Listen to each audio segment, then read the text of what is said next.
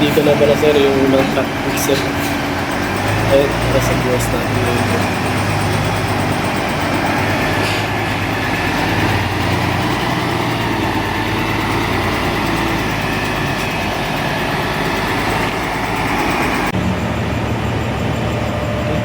Ilang sa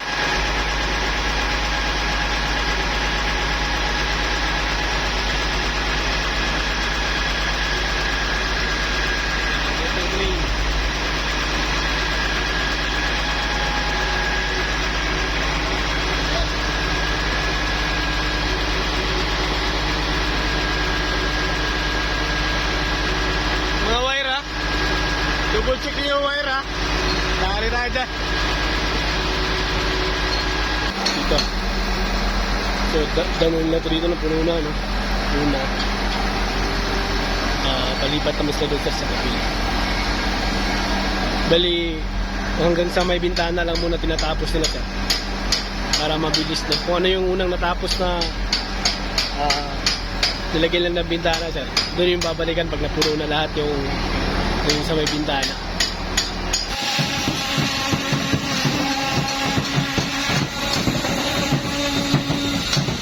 Sa vibrator, nakalalay naman sa yung papakon. Pag mataas yung bubuhusan, dapat kailangan talaga may bintana para ma-settle yung dito.